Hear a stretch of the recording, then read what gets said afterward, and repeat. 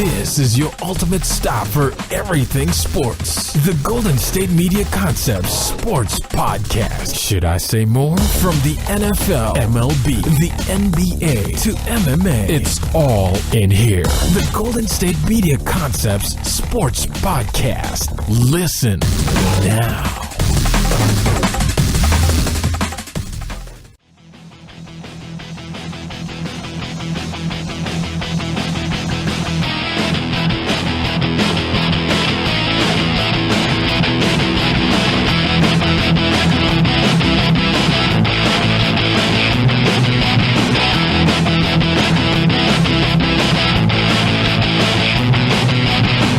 All right, and welcome to the GSMC Sports Podcast.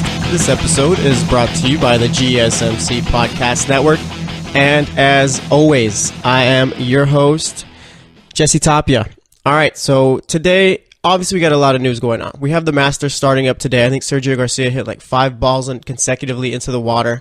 We got that going on. Tiger Woods obviously is a big story there, the biggest story. We got Kyrie Irving, who this morning was reported by Adrian Wojnarowski of ESPN that he'd be out for the rest of the season. I guess his knee, from what I saw, he had screws from his past knee injury with the Cavs and had screws in there still, and I think that caused an infection, so they had to get those out. So he's out for the year. Let's see, we had a bunch of games going on yesterday in the NBA, but that is not even the biggest story. None of those come close to what we're going to talk about, okay? Conor McGregor might be a crazy person, crazy enough to where I had to have Tate come in to talk. He's the big MMA guy. The host, how y'all doing? Host of the GSMC MMA podcast, pretty much the big dog show of it all. And because I came in here earlier and I asked Tate if he saw what happened. He didn't. I showed him, and it's like, is Conor McGregor like a crazy person? Like, what's going on here? So, to recap, Conor McGregor, it's UFC 223, which is a big event, in which Conor McGregor has had his title stripped, and the winner of the Tony Ferguson versus Khabib Nurmagomedov will be the new champion.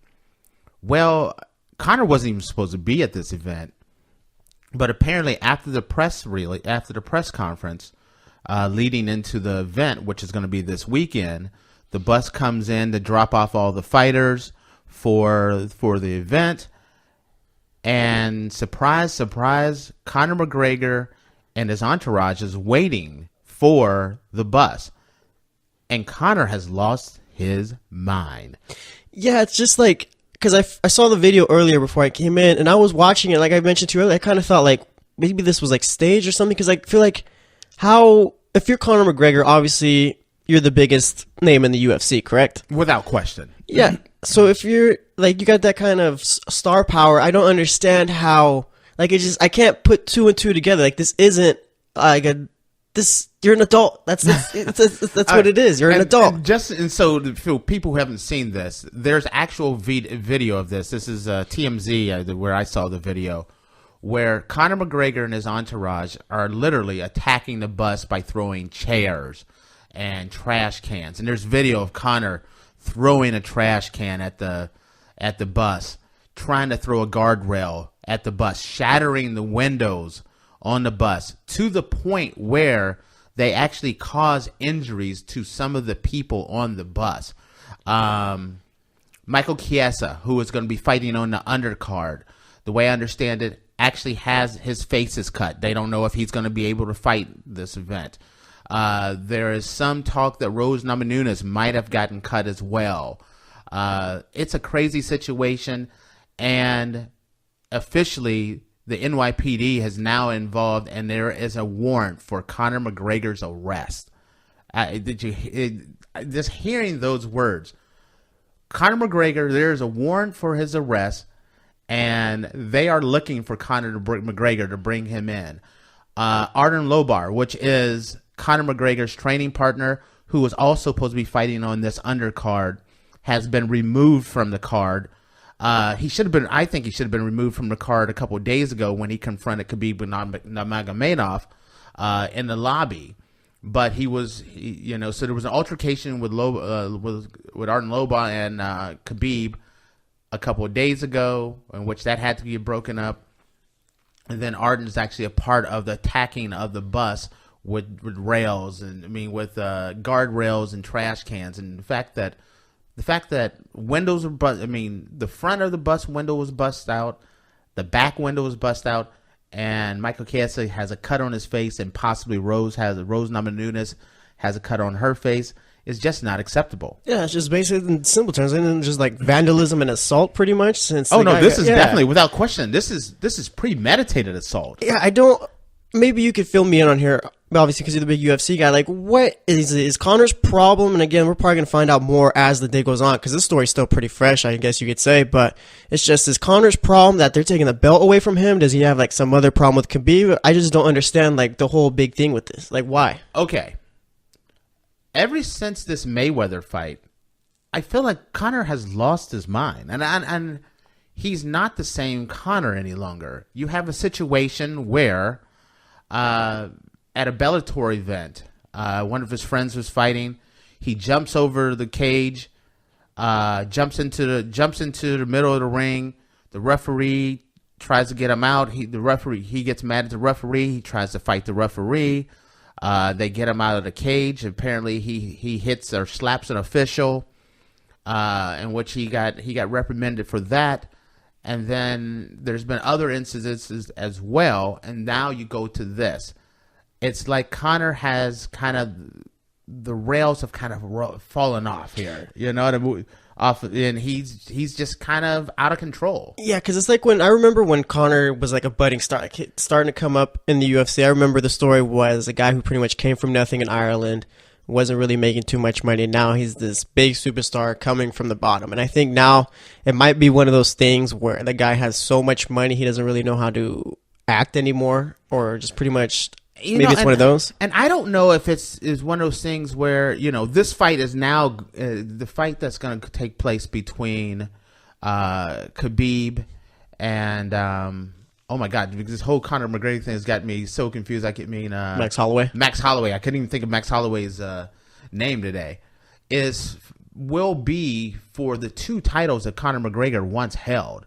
The fact is, Conor McGregor has won both titles, held them both, but has never defended them, and he has been stripped from both titles. And for that matter, people don't realize this.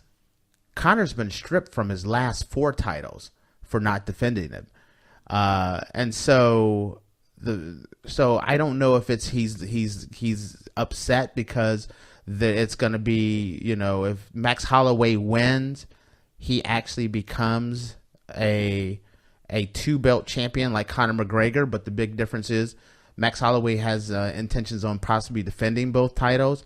Is it because Khabib is taking the luster from him? Because let me tell you this, a star is born. Khabib Nurmagomedov is becoming as big as Conor McGregor, and he's the real deal. And it's bad to, I'll just say it flat out. He's actually better. In my opinion, he's actually better. I don't think Conor stands a good shot at beating Khabib. I don't think he can beat him. And sometimes if you have doubt in your mind that you can't beat a fighter, one of the things that tends to happen is a fighter tends to get extra animated to kind of show their toughness because it has to hide their fear. And this could be one of those cases. What do you think? I think that's probably what it is right there. I kind of, when you brought up the fighter thinks he can't beat him, so he gets a little bit animated. It's kind of like the rams, like the real actual animal rams. The way they'll assert their dominance is with the horns, and they'll go ramming at each other. That's kind of what Conor McGregor is doing right here, trying to ram his horns against Khabib. But I don't think you really want to do it because you were showing me Khabib footage. Wrestling bears. Yeah. this invincible Russian force who came up as a kid wrestling bears to prepare, and wrestling grown men are just now, 10 years of just dominating and annihilating fighters. Khabib is someone to fear. I mean, Khabib trains and practices with the light heavyweight champion of the world and holds his own. Khabib wrestles at 145, 155, 155 maybe it is, 155. And he wrestles on a regular basis with guys that are at heavyweight weight. He gets to wrestle with Daniel Cormier on a regular basis.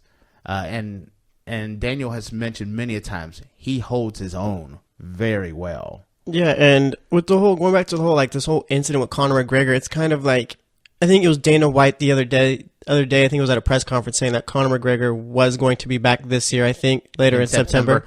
Now, I wouldn't allow it. I would not. If I was Dana, I would suspend him. Yeah, that's actually what I was going to get at. What's next for McGregor? Like you said, suspend him. Maybe like they do a suspension, or maybe they just, cut their ties with McGregor as far as the UFC and him go. Like, what do you think is the next step for this? Because like I said, this is like just a very odd situation that's kind of transpired. Okay, first off, what they should do and what they will do is two very different things. Conor is their biggest star. Conor is the guy that brings the most butts to the seats, the most pay-per-views. He's their biggest star. When you say what do you think? What should they do? In my personal opinion, he should be suspended indefinitely. And I'm a fan of Conor McGregor. He's one of my favorite fighters. I think he should be a minimum of a year suspension. That's off the top. I mean, the video doesn't lie. I mean, it's just there. It's very obvious it's Conor McGregor. So I would suspend him for a year straight off. But as far as, suspended him and toss him out of UFC, there is no way whatsoever it will ever happen. The UFC couldn't recover from having Conor McGregor just say, okay, Conor, you're done. Bellator, Rizin, ONE FC, they would all line up to give him as much money as he could stand up to come fight for him. Yeah. So the UFC is never going to let him go. As a matter of fact, I don't see any way possible that the UFC suspends him any, real suspension. Conor wants to come back and fight in September. Don't be surprised. If you're going to ask what I think the UFC is going to do, I could easily see the UFC just give him an artificial suspension. Just say, like, he's suspended for 6 months. Okay. Well, it's April, and there's May, and then there's June, July, August. Guess what? His suspension's over in September. He's able to come back and fight right when he wants to. The UFC is going to just slap him on the wrist. I just don't see any. He's the biggest star. He's the biggest money maker. Mark my words, they are not going to cause. And the biggest threat he has is the NYPD arresting him. And right now, with the arrest warrant, the plane that Conor McGregor has, he is not allowed to leave, cannot leave the tarmac at all. Yeah, with McGregor in the arrest warrant, I feel like this is going to be one of those situations where he's a big superstar. I don't think he really does any jail time, but I mean, what did you say? The guy who got his face cut? Michael Chiesa. I bet you that guy's going to be suing McGregor and he's going to be getting a nice little pretty penny from him or something like that. Especially if he doesn't fight too, I think. Right, Michael Chiesa is a very good fighter. If he misses this pay-per-view event, then that's unacceptable. But I think, and I'm not one to have one fighter sue another fighter.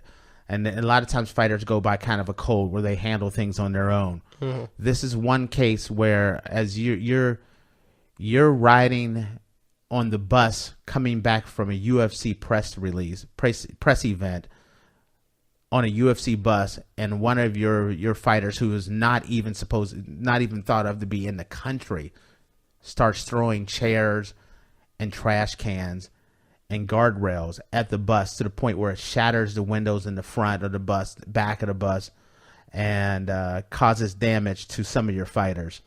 Yeah, there should be a lawsuit there. Yeah. Matter of fact, don't be surprised if I hate to say this, don't be surprised if Michael Chiesa doesn't sue Conor McGregor and the UFC. Yeah, I mean, that makes sense there. It's kind of like, this is like one of those WWE situations where it's just kind of like choreographed WWE event. Doesn't it seem that way? Yeah, that's why I was thinking, there's no way this could be happening. There's no way a grown man, like, just with a brain in between his two ears can go out and say, you know what, this is a good idea. Or maybe it's just a matter of, because you said they'll like talk about the whole Bellator thing where he jumped over the fence and slapped the referee. I think it was. Maybe it's just a matter of he's gotten a slap on the wrist way too long, so maybe he feels like nothing's going to happen to me just because of how big I am. He comes off of a fight where getting carried, I'm going to say it, he got carried, and then he lost. And when you get carried and you get lost, you become a bigger star and you get like $100 to $150 million. When you lose, you still win. It makes you feel probably a little bulletproof. Yeah, even with talking about that, like Floyd Mayweather's got to be thinking like, I did all this right here. I made McGregor as big as he is now, and that's one thing too. Like what. Obviously, this is kind of like a side note to it all, but there was the whole maybe Floyd comes to the UFC, fights McGregor, crosses over. That's pretty much at least dead for this year. Maybe completely no? Oh, absolutely not. I'd say the polar opposite now. This is the PR to end all PR for that fight. I think it sets things up properly now because you're now this isn't just UFC news. This isn't just GSMC Sports News or ESPN or Fox Sports News. This is TMZ. This is CNN. This is MSNBC. This is world news. This will get PR everywhere. You set up Floyd Mayweather versus Conor McGregor, and now Floyd may be able to, with the press that this is brought on. Floyd, you could get enough. That's going to get enough eyes on this event to give Floyd enough money to do what he wants, and that is ultimately make money on a fight that can't hurt his legacy. Yeah, that's true. Any publicity is good publicity, I guess you could say, at least for this one. Look at the Kardashians. Look at Jersey Shore. Look at Conor McGregor. Yeah, all very wild characters and all very big superstars in just the world, I guess you could say. But yeah. Just a very odd situation that's kind of transpired. I mean, we started off this week with Tony Ferguson with like the freak knee accident that happened. That one shocked me big time. When you have the fight scheduled 5 times, and weird incident after weird incidents where they just do not fight. This is the biggest fight next to Conor McGregor that you could have, and it gets scheduled. Both fighters are really serious about having this fight, and just the weirdest situation happens. Even this last injury, where you have a situation where Tony Ferguson is at a UFC press event. He's promoting the UFC 223 event. He comes on stage, trips over a cable that a guy was supposed to move, rips his LCL, right? Yeah, I think some type of ligament. It rips a ligament off the bone. So he to the point where it's going to be a minimum a year injury, and the fight doesn't happen again. As a matter of fact, don't be shocked. I hate to say this, when you know Tony Ferguson is an older fighter, taking a year or longer off for a major knee injury and surgery. He may never be the same again just because someone didn't pick up a cable. Yeah, and like the cherry on top of it all was that this happened on April Fool's. I remember seeing all the news come out. I was like, because we talked with the Lions. Oh, I thought it was a joke. Yeah, I was reading it and I was like, wait, he stepped on a cable or tripped over a cable and ripped his knee apart. Like, this is the ultimate April Fool's thing. That this wasn't a training injury, anything like that. And then it's like, no, this is real. This is very real. It's just ridiculous. And now, see, here's the funny thing. That was just the frosting on the cake. That was the big media event. Holy crap, Khabib and Tony Ferguson, they can't fight for the 5th time. Oh, here we go. We'll bring in another champ, Max Holloway, to fight Khabib for the title that they're stripping from Conor McGregor, their biggest star. And then their biggest star shows up where he's supposed to be in another country across the Atlantic, shows up, surprise, attacks the bus, busts the windows out of the bus, cuts Michael Chiasa's head, maybe even cuts Rose Namajunas. This is crazy. You can't write this. This is if this was a WWE event, I'd say this is getting a little too much. Yeah. Am I right? This is a little too much. I was just thinking right now, whatever PR firm is working for the UFC right now is putting in some real hours just dealing with this entire week. It's just like you said. It's like, oh no, I disagree. I give the PR firm the week off. It's like this stuff is writing itself. Yeah, that's we true. don't need you this week. Just take the rest of this week off. Conor, Khabib, it's just all in the wash here. Just let them have a blast. Yeah, I think eventually we got to see that Conor versus Khabib fight. That would be quite the moneymaker after just everything that's gone on so far. And I tell you what, for those who may not follow UFC, Max Holloway is on a 12-fight winning streak and has been really just annihilating fighters. And then you have Khabib, who is on a 25-fight winning streak. Has fought from bears to adult men when he was a little boy. The UFC has yet to put anyone in the ring that has been able to give him a challenge. He has annihilated everyone. This is a fight worth watching. If you're new to the UFC and you're saying to me, "Hey Tate, what fight should I watch? What fight should I wait for to be my first event?" This would be that event. Yeah, so I'm probably going to be tuning into this fight too. I just want to see, because you've been talking about the dominance of Khabib. We watched his last fight with Michael Johnson earlier, and the guy was just poor Michael Johnson. It was almost, you hear Joe Rogan talking, and it's just kind of like he's watching, he's like thinking, this is sad just by the way this is talking, just because of the fact that he's taking such a beating. Khabib just makes great fighters look bad. And and here's the funny thing about this, tying Conor McGregor into this thing. The last time Max Holloway lost was to Conor McGregor, and it was a closer fight. It was probably one of the toughest fights that other than Diaz that Conor McGregor has had. So that's his last fight. Max Holloway was super young then. Max Holloway is a much better fighter now, and now he's fighting Khabib. This is a kind of a great fight to determine, and the winner's going to get Conor, because if Max Holloway wins, he has both titles that Conor was stripped from, and Conor wants his belts back. If Khabib's win, Khabib becomes a mega star. He's already moving the needle. You're looking at Conor's a star of Ireland with 25, 30 million people. Khabib is a star in Russia with like 200 million, 150 million people. Both are stars in the U.S. And Conor's helping Khabib build his brand. Both of these guys are going to get, in wrestling they call it like a rub. Both of these guys are going to get a big boost just from this crazy press release. Yeah, press incident, not release, press incident. I'm sure we are going to get a press release soon, like pretty much detailing it all. But yeah, just a weird situation that's gone on. Like I said, this is all just very fresh still. Conor McGregor hasn't even talked to the NYPD, I'm sure of it, as we're recording this. But yeah, I just wanted to have Tate on today, get his thoughts about the whole situation. Like I said, he is the big MMA guy, host of the GSMC MMA podcast. So thanks for coming on today. It was actually fun talking about it. Just really, I wasn't prepared to be talking about this. I was planning on doing a UFC 223 event show. Didn't think I'd be doing it on the GSMC sports show. Yeah, I just wanted to pick your brain, just get your thoughts about it all. But yeah, thanks for coming on again.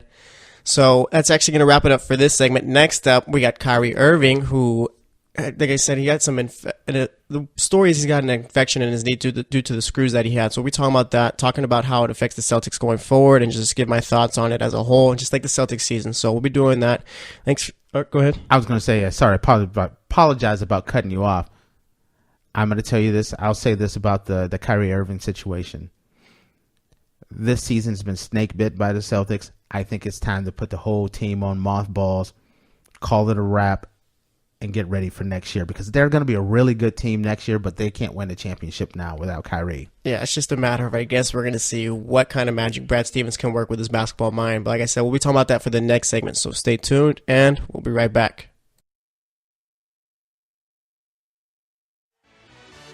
Are you looking for the very best NFL and college football podcast? Then check out the GSMC Football Podcast. Get the latest football news both on and off the field. From the NFL Draft to trades to the rumor mill to the NFL Combines. They got you covered. That's GSMCpodcast.com/football-podcast. Get updates on college rivalries, game day insights, and much, much more. It's football talk the way you want it. This show eats, sleeps, and breathes football. Don't forget to like them on Facebook and follow them on Twitter. Visit GSMCpodcast.com for more info.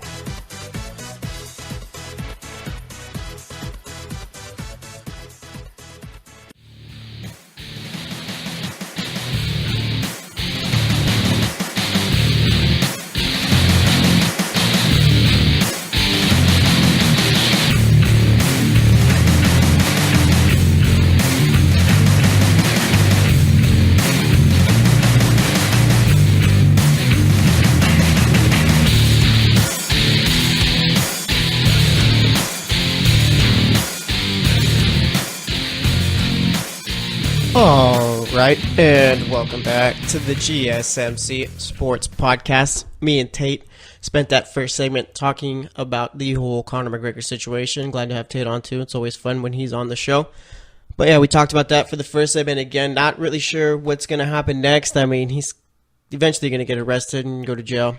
But I'm sure he's going to get a nice little picture taken and he'll be out in a couple hours. So just very curious to see what just comes about from all of this. But either way, yeah, that's what we talked about for the first segment. This segment, we're going to be talking Kyrie Irving. So let's just jump right into it, all right? Actually, let's give a little background real quick, okay? Obviously, with the Boston Celtics, we've all watched them this season. We all know that they've been pretty much riddled with injuries, all right? From Game 1, Gordon Hayward breaking his ankle to Al Horford being out for a few games. Not even a few games. Al Horford's been in and out of the lineup, I feel, for most of the season. Jaylen Brown got a concussion, was out a couple of weeks this past month in March. Kyrie Irving been dealing with knee soreness all year. I think the Celtics have played like around 20 games without him so far this season. The record's actually pretty decent when you look at it. And now, I mean, he had surgery on his knee and was supposed to hopefully be back by the second round, but it turns out, I guess the story is that he had an infection in his knee due to the screws that were put in there from the first time he broke his kneecap. So now they got to get those out, and that's going to take about 4 to 6 months to recover. All right, so it's just not great, obviously, for Boston.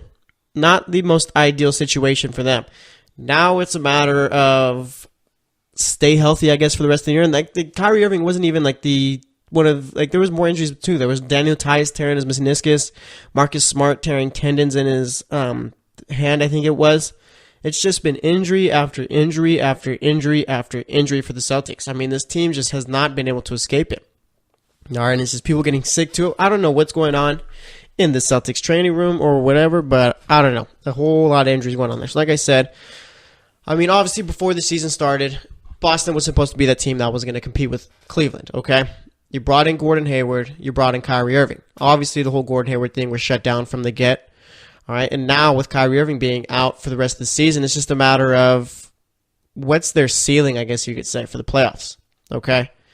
And if I'm the Celtics, I'm not sure really, like, you can't really get frustrated at wherever you finish in the playoffs because of the fact that literally everyone is out. All right, but this team, it's more so the season ended when Gordon Hayward got hurt, okay? This whole thing was supposed to work with Hayward and Kyrie, and now it's pretty much just get to the next season and we'll be fine. All right, but now looking forward to the playoffs, it's just a matter of they're not going to be losing that second seed. I don't think Cleveland's anywhere near them in order to catch up with 4 games left or however many they got left. I think right now Boston's still 5 games up. Cleveland's already played 78 games, so yeah, that's done. Boston's got the second seed. So now I guess it's just a matter of who are you going to be playing in the first round? Are you going to be getting Miami? Are you getting Washington? Or are you getting Milwaukee? All right. And I guess like the consensus around just from people, like listening to what people are saying and stuff, if you're Boston, you probably want to be playing Milwaukee because of the fact that their coaching staff is just not the most ideal to have there. With Washington, my biggest thing with them is that Washington seems like the kind of team that'll hold a grudge, even though pretty much the team they played the year before is completely gone and playing for other teams. So I think Washington would have in the back of their head, you know what, we lost to these guys last year. Who cares if those guys aren't there anymore? We lost in 7 games. We need to go out and show them that we can beat these guys. So if I'm in Boston, I completely want to avoid Washington. And as of right now, Washington would be playing Boston in that first round. And I just do not see it ending well for the Celtics. All right, Miami would probably be the second toughest team to play because of the fact that you got Eric Spoelstra out there. And that team has just really been playing well all season. It's not like they're a great team by any means, but that's a team where they could cause trouble in the first round for anyone that they play, like a Toronto team or even a Cleveland team for that matter. All right, so I guess the best case scenario for Boston would be Milwaukee finishing in 7th, and then you have the Cavs dropping to 4th, and the Philadelphia Sixers moving up to 3rd. So that way, when it comes down to it, if you do get past the first round, which is going to be tough, well, actually, with the first round coming up and all that, I expected that even before this new surgery that Kyrie had, I expected that that he'd be out for at least the first round. So I'm not too worried as far as the Celtics facing off with the Heat or Bucks. I still think that that's something they could pull off and get a series win out of. Obviously, Washington is a different story for me, but it's a matter of what happens in the second round now.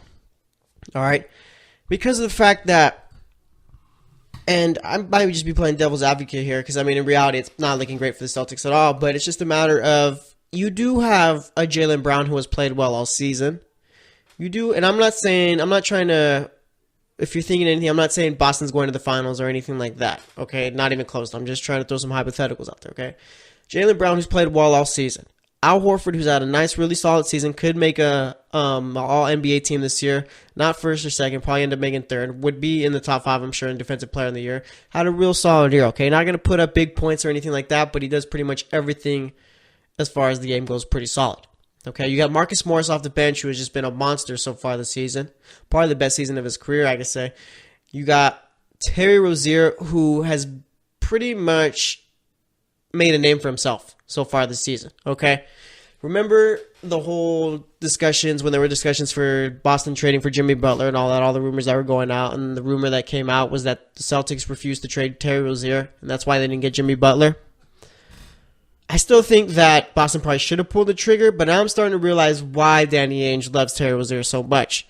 The guy has been not unstoppable. I don't want to be over-exaggerating here, but he's been a very, very, very good player for the Celtics team when he's needed to step up, okay? Played extremely well. And then you got the rookie, Jason Tatum, okay?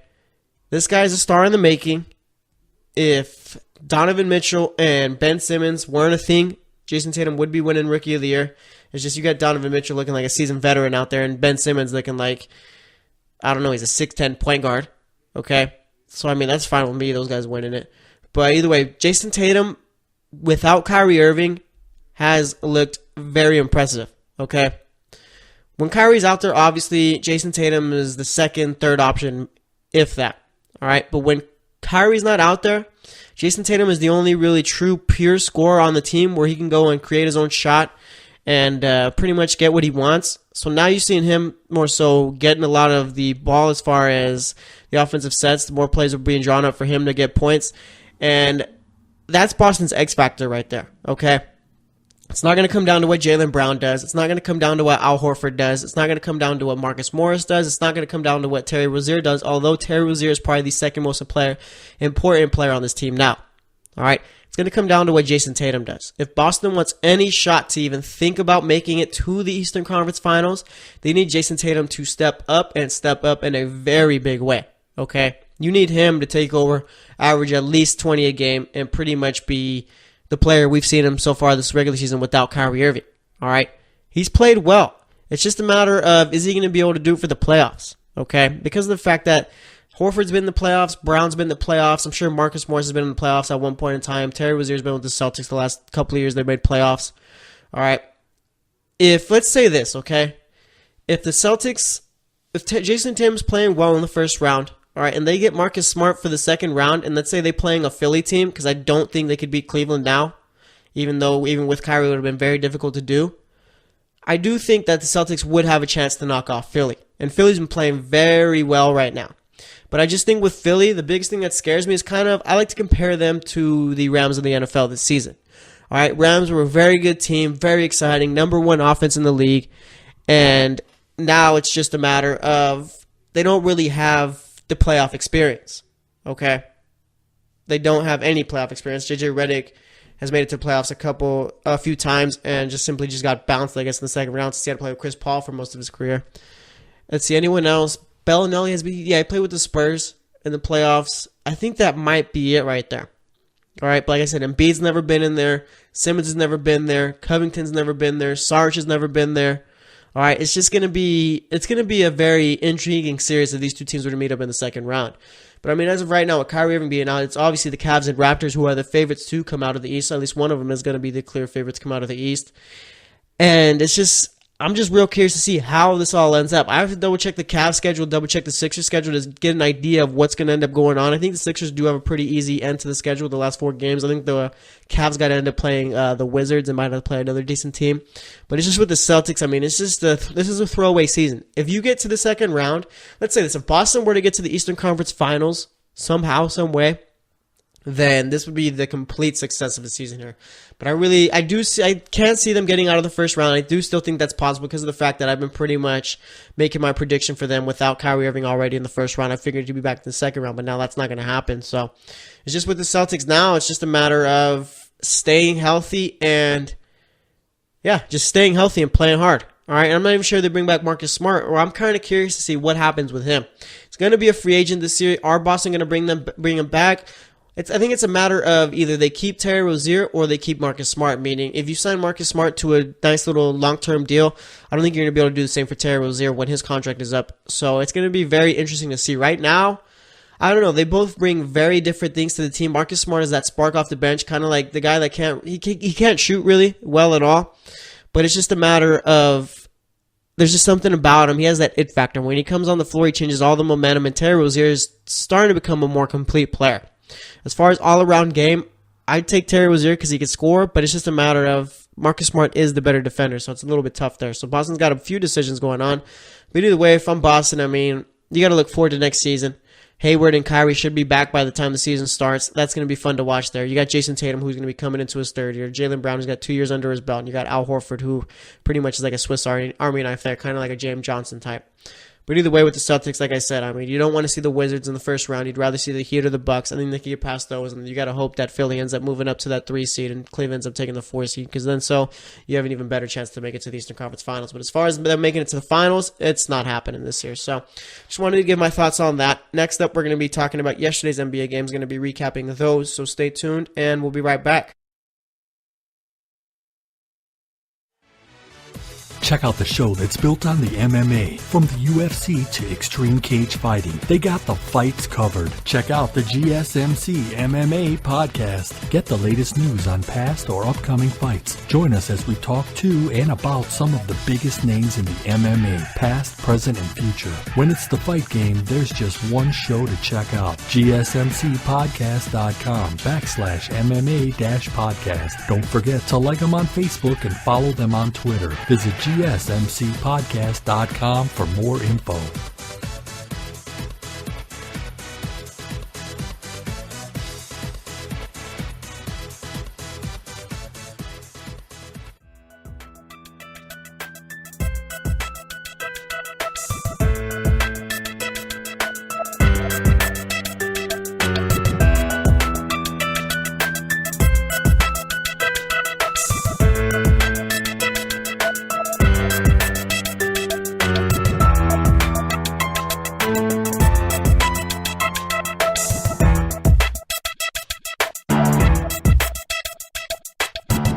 All right, and welcome back to the GSMC Sports Podcast.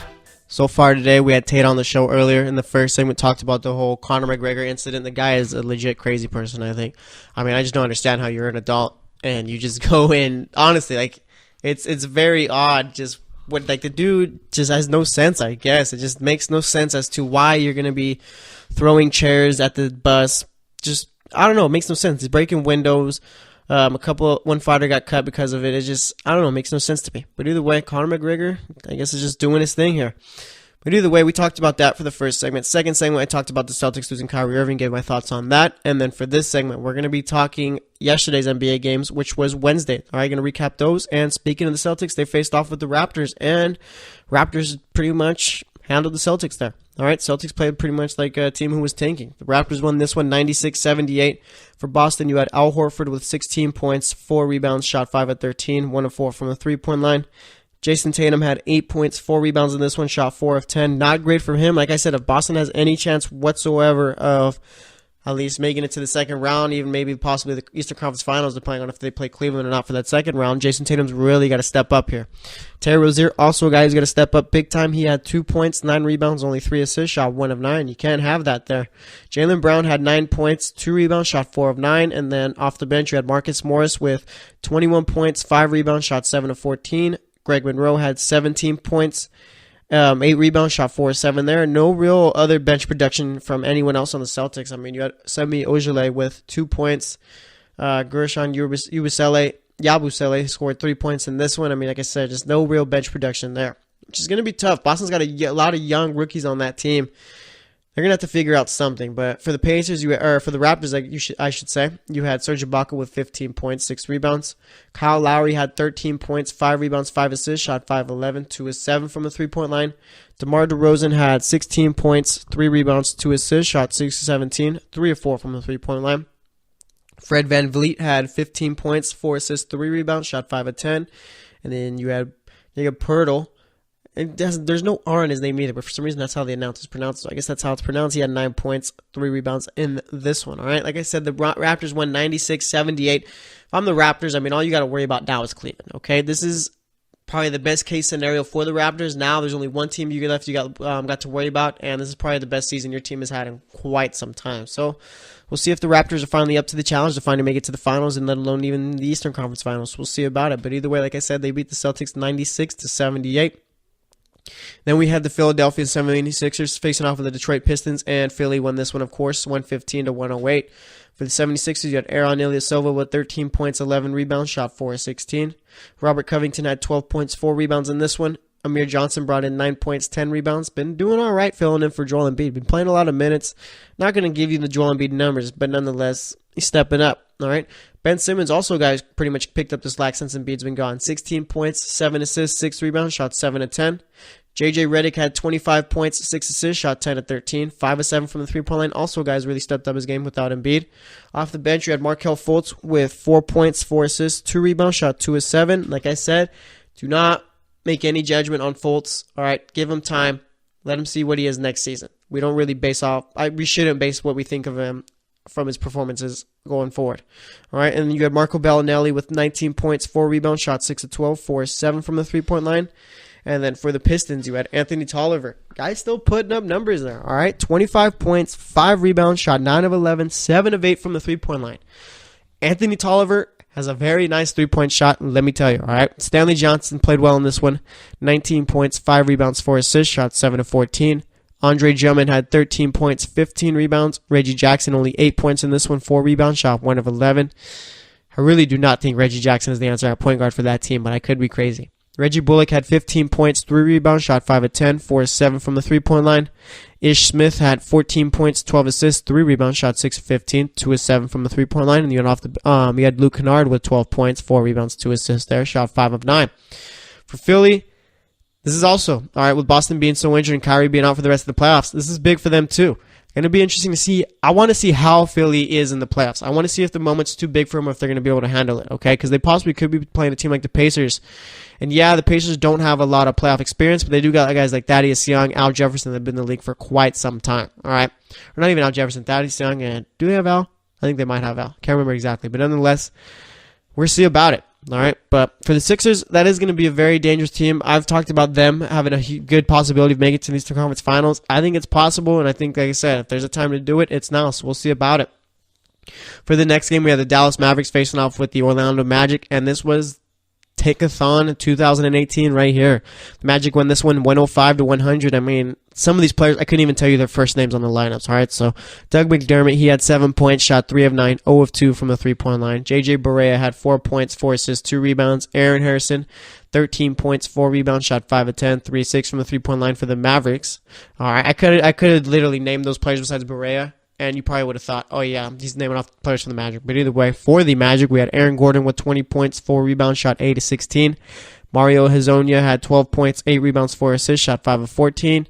Bismack Biyombo had 12 points, 12 rebounds in this one, also 5 assists. And then DJ Augustine turned in 8 points, 2 of 7 shooting, 2 of 4 from the three-point line. All right. Once again, the Magic win this one 105-100.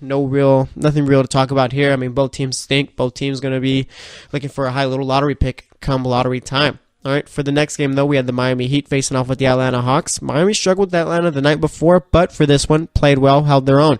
All right, you had Miami winning 115-86. For Miami, you had Luke Babbitt, who got the start in this one, only 3 points, shot 1 of 6 from the field.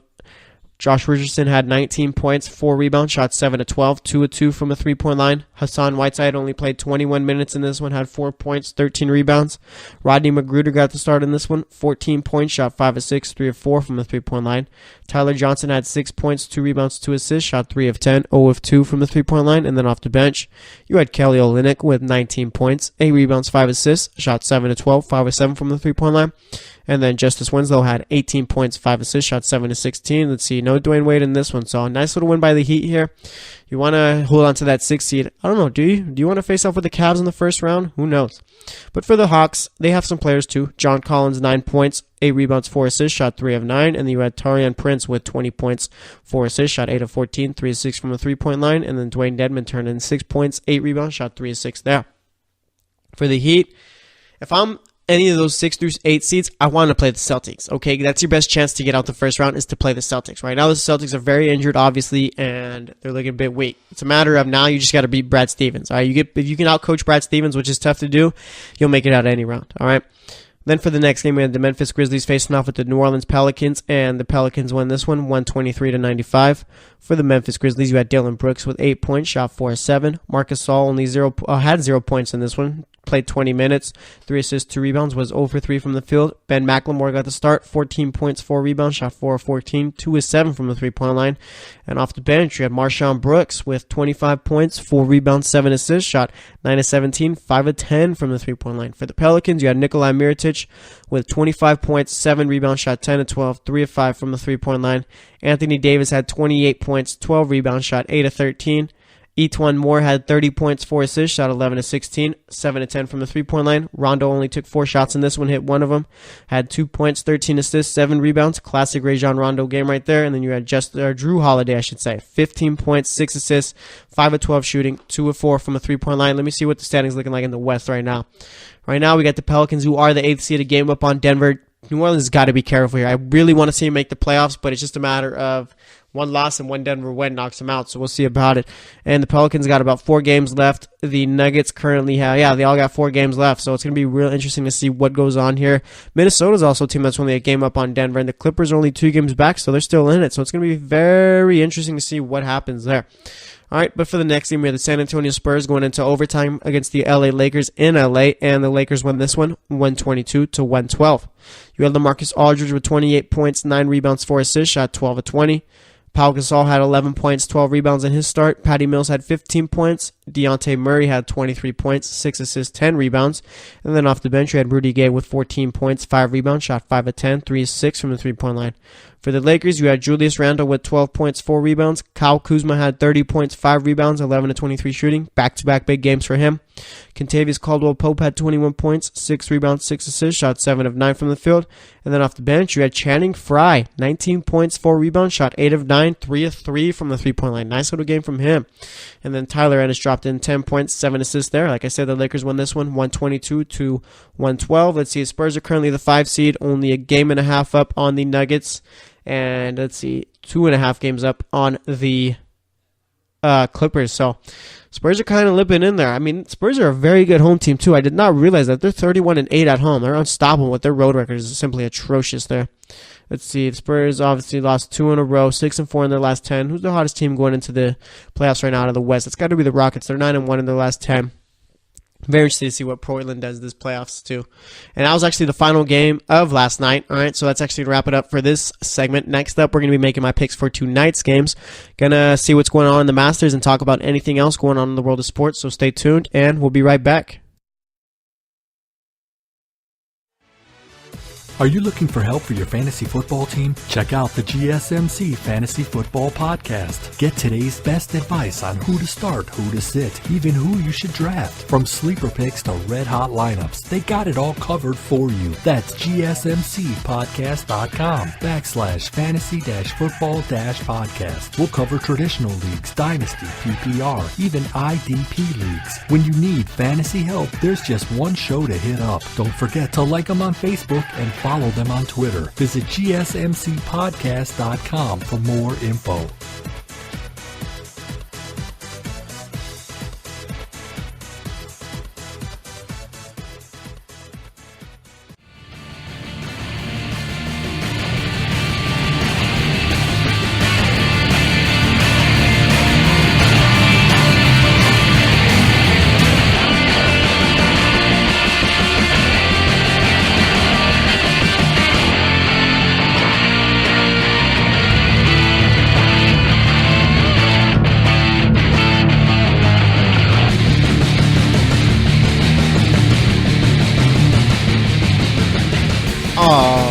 Alright, and welcome back to the GSMC Sports Podcast. So far today we've talked Conor McGregor, we've talked Kyrie Irving, and we've talked about yesterday's basketball games. Right now, let's get into the Masters. Let's see what's going on here. You got Lee Heo Tong, I think that's how you pronounce it, tied for first right now at 4 under. Let's see, Henrik Stenson's 1 stroke off of that at 3 under, but he finished his day off. Jordan Spieth also 1 stroke under, finished at -3 for today on his 13th hole though, so he could end up taking that lead. Let's see, Rory McIlroy currently at 2 under on his 13th hole also. Vijay Singh currently tied for 12th at 1 under. Let's see, any other notable names? I think this is pretty popular guys. Let's see, Phil Mickelson, yeah, he's tied at 19, even for right now. That is on his 14th hole as I'm recording this. And then I think there's this guy called Tiger Woods. Yeah, he might be a big deal. Finished the day at +1. Not great, but nonetheless, I mean, not bad, I guess. So with Tiger, obviously the favorite to win the Masters this year. Vegas, a genius, making him the favorite. Obviously, I'm sure there's plenty of bets going in on him. Now it's just a matter of, can Tiger do it? All right, can Tiger pull the impossible and win the Masters? If Tiger wins the Masters, would be the biggest sports story this season. All right. Yeah, biggest sports story out of everything, I feel. All right. I don't know. Is Tiger Woods winning the Masters bigger than UMBC upsetting Virginia? I don't know. Let's think about it. Tiger Woods is a big deal, obviously. And when Tiger's out there, you always got to watch, okay? Tiger's hasn't won a major in years. All right. I can't give you the exact years on it, but nonetheless, yeah, it's been a while since he's won a major, okay? Tiger winning a major would be a huge story, and I do think that would be bigger than the whole UMBC knocking out Virginia because of the fact that I think we've already forgot about the fact that UMBC knocked out Virginia. It's not something that's been talked about. Really didn't get talked about too much since they lost, all right? And that's one thing, too. It's crazy how just the media can control what we're talking about and all that. Tiger Woods wins. We're going to hear about it for months and months and months because of the fact that Tiger Woods is going to be out the U.S. Open, all those tournaments, all right? So, yeah, it's going to be interesting to see how he does, all right? But either way, if he doesn't, I think it's a little, I don't know. We can't expect Tiger Woods to win this, can we? All right? I think that might be a little unfair. He just got back, I feel. Been playing for about a couple months, month and a half. It has looked good, but it's just a matter of give the guy time before we start making him the favorite for major tournaments. All right, and I think that's what Vegas did is just saw, you know what, people are going to put a lot of money on this guy. Chances are he's not going to win. All right, if you were to take the field against Tiger Woods, you probably end up winning that bet. But yeah, it's going to be interesting to see. Like I said, finished out 1 over for the day.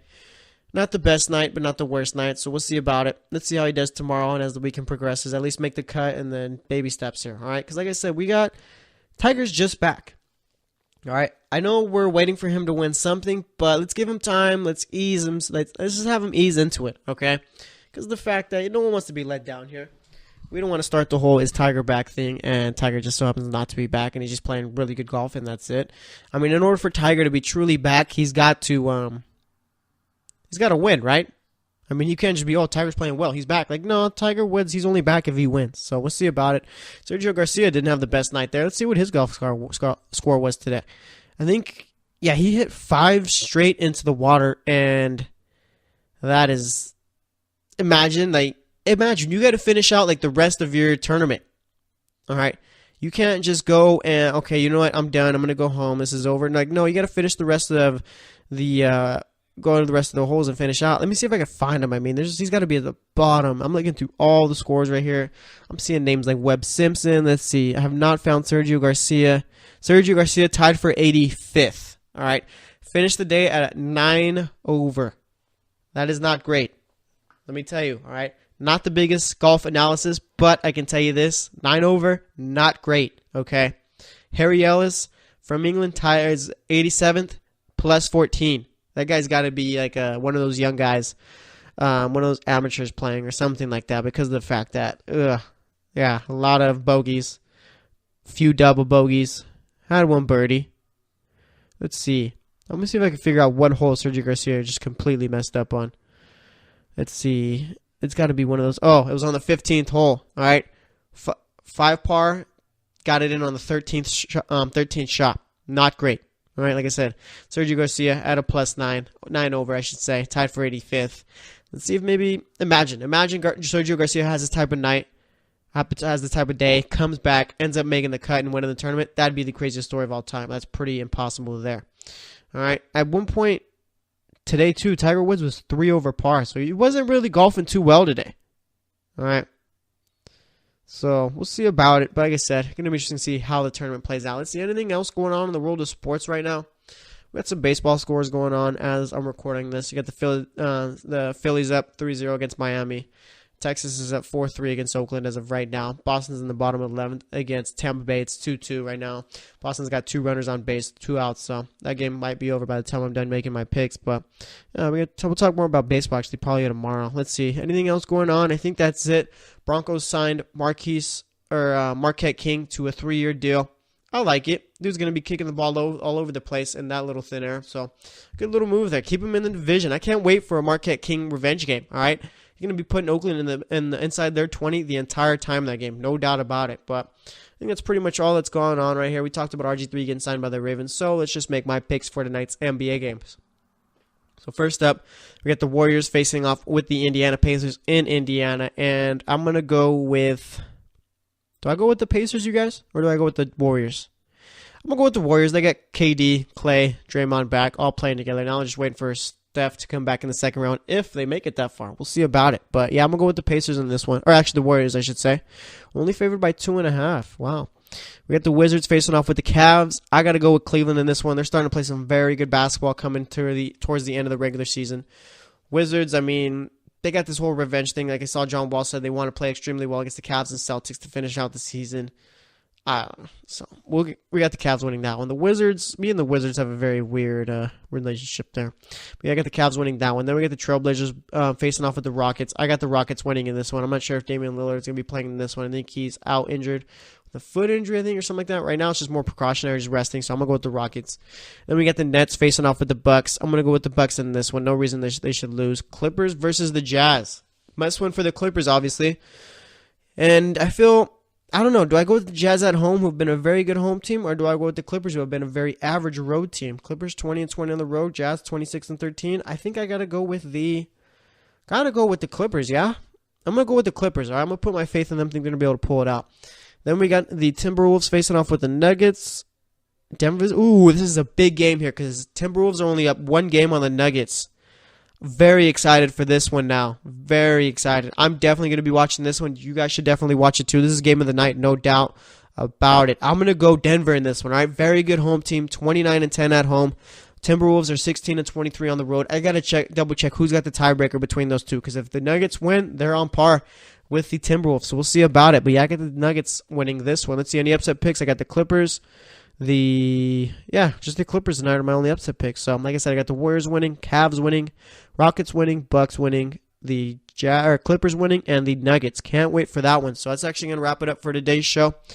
Let's see, what else? What did we talk about today? We talked about Conor McGregor. Like I said, I just can't believe that he'd do something that dumb. I mean, it makes no sense. You're an adult. Act like an adult. I get that you're a big deal now, but it's just, I don't know. Maybe he just thinks that nothing's going to happen to him, and nothing probably will happen to him. Maybe he'll get sued by a UFC fighter, the one that he cut, but he's not going to jail or anything like that, and even if he does, he's only going to be there for like a day.